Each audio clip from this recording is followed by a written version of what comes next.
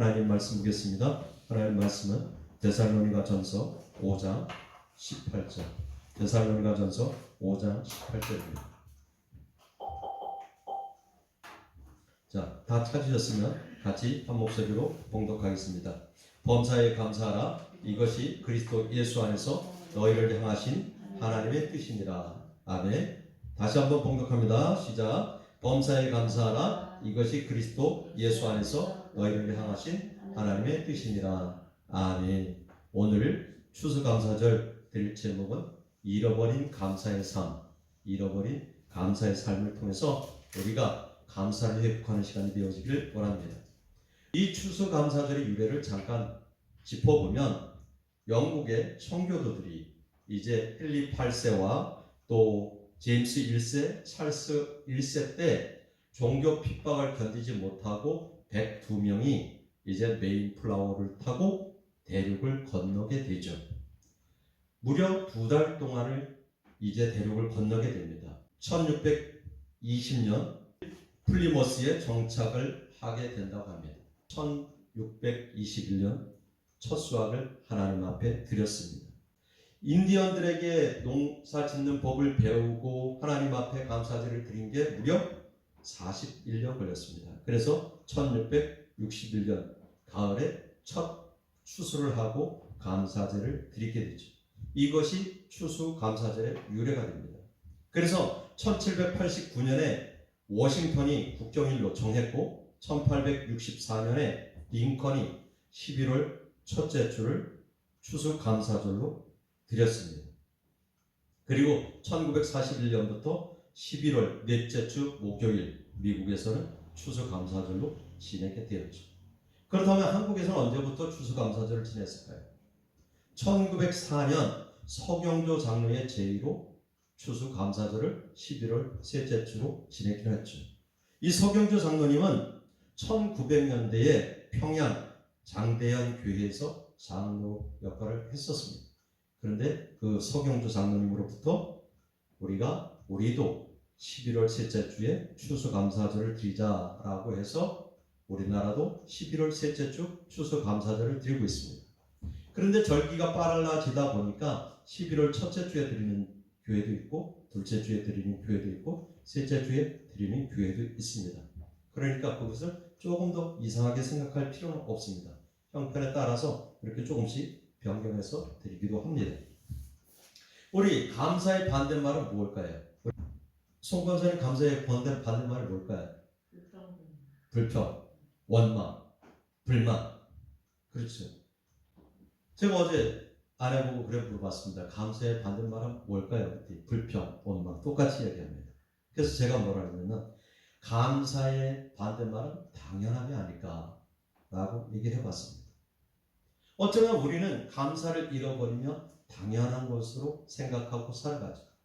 하루 삼시세끼 먹는 것도 당연한 것으로 느끼고 살아가고요. 그죠? 우리 건강한 것도 당연한 것으로 느끼고 살아가죠. 이 생각이 들었습니다. 우리가 걷고 있는 것 그 자체도 너무 감사한 거죠. 두 손으로 밥을 먹을 수 있는 것 자체도 감사하죠. 그런데 그 감사를 잃어버리고 살아갈 때가 너무도 많이 있습니다. 우리는 이 추수감사절을 통해서 우리 감사를 같이 한번 생각해 봤으면 좋겠습니다. 우리 첫 번째, 우리 감사를 배신하지 말라는 겁니다. 은혜를 받고도 감사하지 못하는 사람이 너무 많이 있죠. 우리 직장에서도 그렇고 또 가정에서도 그렇고 모든 삶에서도 많은 이들에게 은혜를 받고도 감사하지 못하고 감사를 배신하는 사람들이 정말 많이 있습니다. 오늘 말씀은 주로 예화를 들면서 지루하지 않게 갈 겁니다. 조금 길더라도 조금 지루하지 않게 갈 거니까 그렇게 이해를 하셨으면 좋겠습니다. 1920년대 중엽 한 영국 소령이 인도 주둔지에 가게 됩니다. 그리고 그 인도의 안내자로부터 자기가 근무할 곳을 안내받게 되죠. 그런데 이 인도의 안내자 모습을 보는 순간 이 소령이 깜짝 놀랍니다. 왜? 얼굴을 보니 얼굴 반쪽이 아주 흉측하게 변해 있었습니다. 그래서 이 소령이 묻습니다. 너무 의아하니까 그렇죠. 참 조심스러운 부분인데 계속 쭈삣쭈삣하고 있으니까 이 아내를 눈치챘어요. 그렇게 보실 거 없습니다. 제 얼굴이 좀 흉측하지요? 이렇게 묻습니다. 그러면서 하는 말이 뭐냐면 이 안내원은 사냥꾼이었습니다. 사냥꾼이어서 사냥을 하러 갔다가 이제 사냥을 좀 하고 또 이렇게 짐승을 쫓아가다가 그만 발을 헛디다 낭떠러지기로 떨어지게 됩니다. 낭떠러지게 떨어져서 도저히 올라갈 수 없는 형편이 됐죠. 다리가 부러졌습니다. 그 숯불에 갇혀 있었습니다. 그런데 이게 웬일입니까? 그 앞에 나타난 게 비단뱀이었습니다. 나 이제 죽었구나 라고 생각을 하고 있었습니다. 아시죠? 뱀이 혀 내밀면서 딱 공격하려고 할 때, 그렇게 공격을 하려고 할 때 사냥꾼이 잡은 토끼가 한 마리 있어서 토끼를 던져줬습니다. 그 뱀은 토끼를 먹고 사라집니다. 그런데 이 사냥꾼은 다리가 부러졌으니 걷지를 못하잖아요. 저것이 갔다가 언제 와서 나를 잡아먹을지 모를 텐데 라고 걱정을 하고 있었습니다. 그런데 전혀 그 기색은 없고 이 뱀이 사냥꾼이 배가 고플 때마다 토끼를 한 마리 잡아다 주고 또 사냥감을 잡아다 주는 겁니다. 사슴을 잡아다 주고. 그렇게 이 뱀이 계속 잡아다 주는 것을 먹고 이 사냥꾼은 몸이 회복되었습니다. 그리고 이제 이 안내원은 사냥꾼은 집으로 돌아오게 되죠. 그런데 마을에 미국 사람들이 와서 비단뱀을 사러 왔습니다. 부자들이 와서 비단뱀을 사러 와서 비단뱀을 사는 겁니다. 그런데 이 사냥꾼에게 갑자기 드는 생각이 있었죠. 그곳에 뱀이 있어. 내가 있었던 그곳에. 그리고 안내원들한테 이야기를 합니다. 그곳에 가면 비단뱀이 있는 곳이 있습니다. 그러니까 사냥꾼들이 가서 그 비단뱀을 잡아오게 되죠. 그리고 그 비단뱀을 이제 철망에다 담아서 옮겨가는 그 순간 이 사냥꾼은 너무도 미안해서 가서 그 뱀을 바라보게 됩니다. 그런데 그 뱀을 바라볼 때 이 뱀이 사냥꾼을 쳐다보다가 입에서 독을 내뿜게 되죠. 그리고 그 독이 얼굴에 맞아서 얼굴이 흉측하게 된 겁니다. 어쩌면 한낱 미물인데 그래도 그 배고플 때 토끼를 던져줬다는 그 감사함으로 이 비단뱀은 사냥꾼에게 먹을 것을 공급했습니다. 그런데 이 물질에 눈이 멀었던 사냥꾼은 뱀의 그 고마움을 잃어버리고 감사함을 잃어버리고 그 뱀 있는 곳을 가르쳐주고 그로 말미암아 뱀이 감사함을 깨우치게 했죠. 우리의 모습은 어떤가요? 우리는 사망 가운데 있던 사람들이 예수님의 은혜로 예수님의 보혈의 피로 새 생명을 얻고 살아갑니다.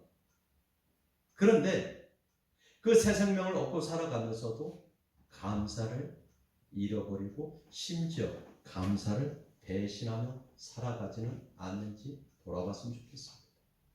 우리가 너무 잘 아는 가룟 유다는 3년 동안 예수님과 동거동락을 했습니다. 그럼에도 불구하고 자신의 뜻대로 되어지지 않는다고, 자신의 생각대로 되어지지 않는다고 예수님을 은삼십냥에 팔아버렸다. 그 모습을 우리는 기억할 수 있죠. 또 사무엘하에 가면, 사무엘하 15장에 가면 다윗에게 아주 그 책사의 역할을 감당했던 아하도베. 이 사람이 다윗으로부터 많은 은혜를 받았지만 그럼에도 불구하고 그는 자신의 이익을 위해서 결국 다윗을 배신하는 것을 우리는 볼 수 있습니다. 사무엘하 15장 31절 보입니다. 같이 읽습니다. 시작. 어떤 사람이 달색에 알리되 압살롬과 함께 오반한 자들 가운데 아히도벨이 있나이다 라고 이야기를 하죠. 우리는 그렇다면 정말 하나님께 은혜 받은 사람으로서 어떻게 살아가는지 한번 되돌아봤으면 좋겠습니다. 두 번째는요, 감사를 잃어버리지 말자는 거죠. 감사를 잃어버리지 말자는 거예요. 남아메리카, 그러니까 멕시코입니다. 멕시코 어떤 마을에 온천이 있습니다. 근데 이 온천이 정말 희한해요. 온천도 있고 냉천도 있습니다. 그래서 멕시코의 그 동네 아낙네들이 온천에 가서 옷을 삶고 냉천에서 헹구게 되죠. 그러니까 멕시코에 갔던 이 한 관광객으로부터 이야기를 듣습니다. 아, 여기 사람들은 정말 좋겠어요. 그러니까 안내원이 얘기하죠. 뭐가 그렇게 좋은데요? 아, 여기는 주부들이 그냥 더운 물이 나오니까 거기 가서 빨래 삶고 찬물에 헹구면 되잖아요. 그러니까 얼마나 이게 감사해요. 하나님 앞에 감사해야죠. 이렇게 얘기를 합니다. 그러니까 안내원이 뭐라고 얘기합니까? 그렇지 않아요. 여기 사람들은요, 다 좋은데 더운 물 찬물도 나오는데 비누가 없어서 불평하고 살아갑니다. 이렇게 이야기하더라는 것입니다. 우리의 모습은 가지고 있는 것에 감사하지 못하고 없는 것을 찾아서 불평하는 모습이죠. 그러니까 감사를 잃어버리고 살아갑니다. 이 문학가 오스카 와일드의 성경을 우회적으로 단편적으로 이야기한 내용이 있습니다. 예수님께서 이제 한 주정꾼을 만났습니다. 그 주정꾼은 거의 폐인과 같은 삶을 살아갑니다. 그래서 예수님이 물어보죠. 당신은 왜 그렇게 살아갑니까? 당신을 내가 예전에 절름발이 되었을 때 걸어다니게 했지 않습니까? 그런데 왜 그렇게 살아갑니까? 라고 예수님이 묻습니다. 그렇게 이 사람 뭐라고 했을까요? 걸어다니면 뭐합니까? 그동안 직업을 여기저기 찾아다니면서 직업을 구해봐도 내가 다닐 만한 직업이 없습니다. 라고 불평하는 이야기를 합니다. 두 번째는요, 우리가 너무 잘 알듯이 예수님께서 창녀를 구원해 주셨죠. 그죠? 창녀를 회복해 주셨습니다. 그리고 다시는 그 길 가지 말라고 얘기했습니다. 그런데 한날 길을 가다 보니까 구해준 창녀가 많은 사람들에게 성희롱을 받고 있습니다. 예수님 묻죠. 내가 너를 죄 없다 하고 다시는 이 길을 가지 말라고 했는데 너는 왜 이 길을 가고 있니? 창녀가 뭐라고 했을까요? 내가 옳은 예수님께서 얘기하신 그 길을 걸어가고 싶은데 너무 외롭고 고독해서 내가 살아갈 수가 없어요. 그래서 다시 이 모습으로 돌아왔습니다. 라고 얘기를 했다. 마지막 세 번째, 어떤 한 불량자가 사람을 막 폭행을 하고 있습니다. 그때 예수님께서 그 길을 걸어가게 됐죠. 보니까 누구예요? 예수님께서 눈을 뜨게 해준 사람이에요. 예수님 물어보죠. 당신이 지금 하는 일이 무엇입니까? 눈 먼 자를 내가 눈 뜨게 해줬는데 지금 당신은 왜 이렇게 못된 짓을 하고 있습니까? 라고 이야기를 합니다. 그때 이 소경은 뭐라고 할까요? 예수님, 내 눈을 떠게 해주시니까 지금 내 눈에 보이는 건 전부 다 어떤 화나고 짜증나고 신경질 나는 일만 보이는데 내가 도대체가 살아갈 수가 없습니다. 그래서 내가 그 화풀이를 하는 겁니다. 라고 이야기를 했다고 합니다. 이 오스카 와일드의 이 우회적인 이야기가 아주 그냥 아무것도 아닌 것 같지만 깊이 생각해보면 우리의 모습은 그런 모습이 아닌가라는 생각이 들죠. 감사할 줄 모르는 사람의 원인은요, 가진 것이 많아서 감사할 줄 모르죠. 누리는 것이 많아서 그래요. 부리는 것도 많아서 그렇죠. 그런데 가장 중요한 거 감사하지 못하는 교만함 때문에 그렇습니다. 자기 자만심 때문에 그래요. 또한 부정의 세력 때문에 그렇습니다. 그래서 감사함을 잃어버리고 살아가죠. 당연한 것으로 아무렇지도 않게 여기고 살아갑니다. 물론 특별히 감사한데도 감사한 것을 표현하지 못하는 사람들이 있어요. 특별히 우리나라는 더욱 그렇습니다. 미국은 조금만 일만 있어도 땡큐, 땡큐 아주 자연스럽게 이야기하죠. 샬롬, 땡큐 아주 일상화되어 있죠. 그런데 우리는 감사합니다라는 말이 그렇게 일상화되어 있지 않아요. 그리고 그 감사를 입술로만 표현하는 것이 아니라 나의 행동으로 나타내야 되죠. 우리가 표현하지 않으면 알 수가 없거든요. 그런데 우리는 어쩌면 또 형식적으로 감사하다고 이야기하지 않는지를 다시 한번 우리가 생각해 봤으면 좋겠습니다. 자, 로마서 1장 21절, 23절 같이 읽습니다. 시작. 하나님을 알 때 하나님을 영화롭게 아니하며 감사하지도 아니하고 오히려 그 생각이 허망하여지며 미련한 마음이 어두워졌나니 기억합니다. 스스로 지혜 있다 하나 어리석게 되어 썩어지지 아니하는 하나님의 영광을 썩어질 사람과 새와 짐승과 기어다니는 동물 모양의 우상으로 바꾸었느니라 라고 얘기합니다.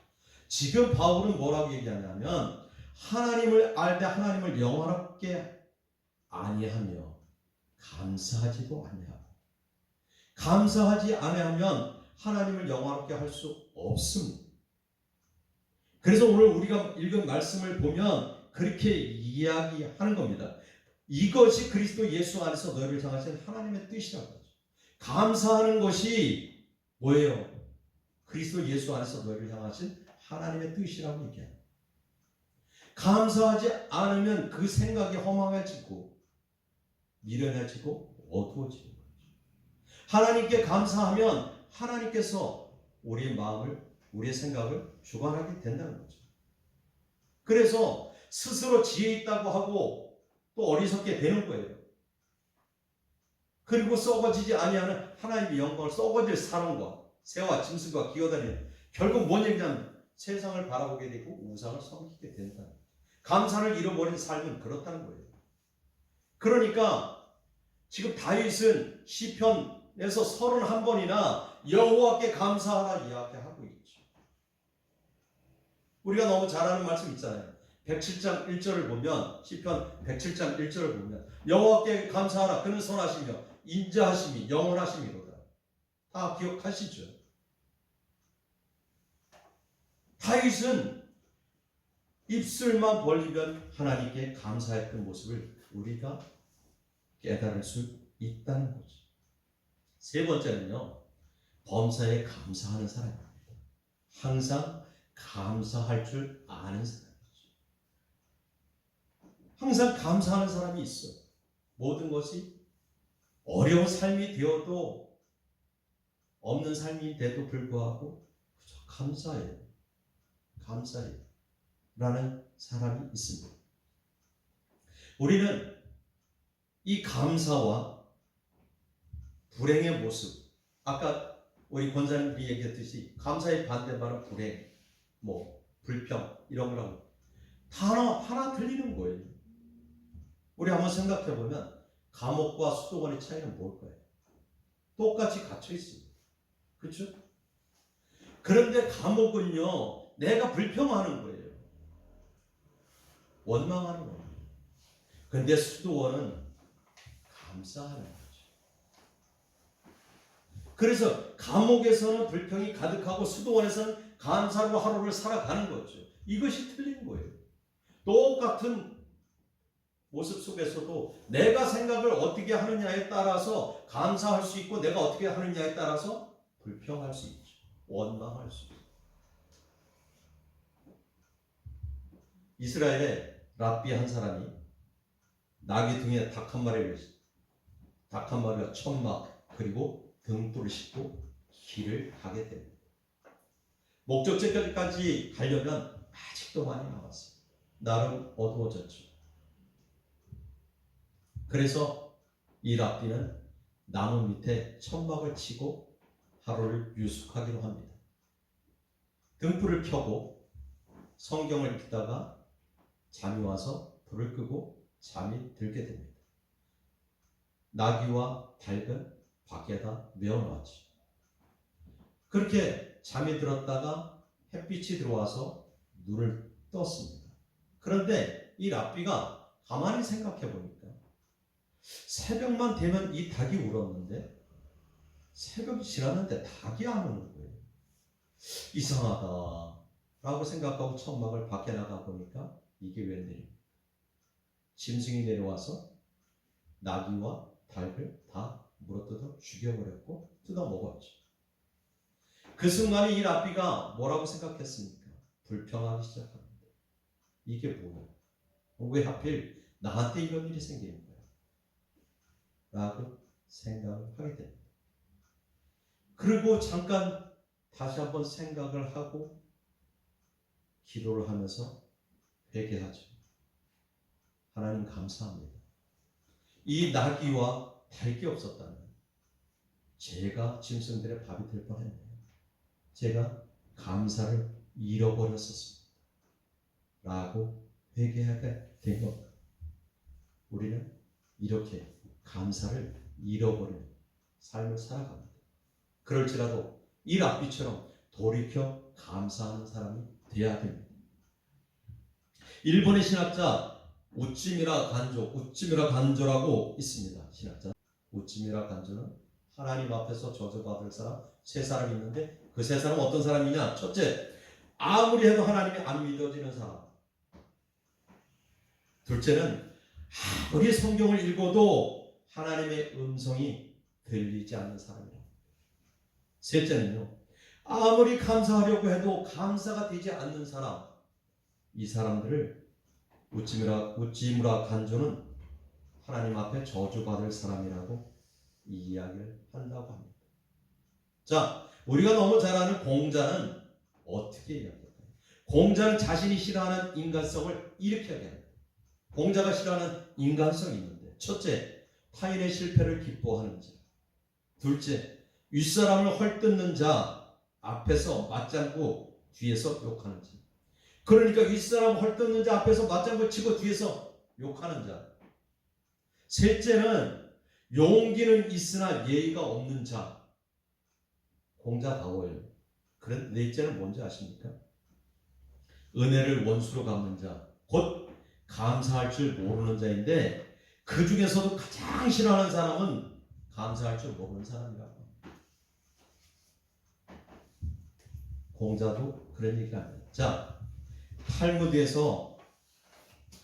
탈무드에서는 뭐라고 이야기하냐면 가장 부유한 사람은 만족할 줄 아는 사람이고 가장 행복한 사람은 감사하며 살아가는 사람이라고 탈무드는 이야기하고 있죠. 우리 에베소서 5장 20절을 보면 여기 써놨는지 모르겠는데 에베소서 5장 20절을 보면 범사에 우리 주 예수 그리스도 이름으로 항상 하나님께 감사하라고 이야기를 합니다. 자, 이제 제가 말씀을 예언을 들면서 마치려고 합니다. 서양에 이런 전설이 있습니다. 어느 날 하늘에서 두 천사가 내려오게 되죠. 한 천사는 이제 자신의 그 소원과 성취를 위한 기도를 바구니에 담는 것이고, 또 한 천사는 찬송과 감사의 기도를 거두어서 바구니에 담는 것입니다. 그렇게 세상을 돌아다니면서 두 천사는 그 기도의 제목들을 바구니에 담아가지고 하늘로 올라가야 되죠. 자기의 소원과 성취를 위한 기도를 걷어서 바구니에 담는 천사는 세상을 다 돌지도 못했는데 바구니가 차고 넘쳤어요. 그런데 찬송과 감사의 기도를 거두어서 바구니에 담아야 되는 천사는 세상을 한 바퀴 다 돌았는데도 바구니가 반이 차지 않았다고 합니다. 지금 이 말씀을 들으면서 어떤 생각이 들어요? 우리는 기도하면서 어떤 기도를 하나요? 하나님 앞에 감사 기도를 하는 것이 아니라 우리의 소원과 우리의 성취를 위한 기도를 하지 않는 거죠. 그러다 보니까 우리의 소원과 성취를 위한 기도는 이 천사가 세상을 한 바퀴 돌지 반 바퀴뿐 못 돌았는데 차고 넘쳐. 그런데 하나님 앞에 감사하고 찬송하는 기도의 제목은 한 바퀴를 다 돌아도 반도 안 찼다. 그만큼 우리 안에 감사를 잃어버리고 살아갑니다. 아니, 당연한 것으로 여기고 살아갑니다. 그래서 우리는 다윗이 고백했던 것처럼 천지와 만물을 창조하신 하나님께서 우리를 이끄심으로 감사해야 되죠. 기억하십시오. 여호와께 감사하라. 그는 선하시며 인자하시며 영원합니다. 라고 고백했던 것처럼 우리의 삶이 날마다 하나님 앞에 감사해야 됩니다. 그래서 감사는 지금 밑에 보면 감사는 하나님의 인재로 들어가는 문이며 믿음의 열매이자 하나님의 은혜를 체험하는 길이라고 누군가가 이야기하고 있습니다. 우리는 어떤 모습으로 살아가요? 이 추수감사절 하나님 앞에 예배할 수 있음에 감사하시고 하나님 앞에 헌신할 수 있음에 감사했으면 좋겠습니다. 우리 추수감사절 하나님 앞에 잃어버린 감사를 회복하는 우리 모두가 되어지기를 예수의 이름으로 축복합니다. 아멘.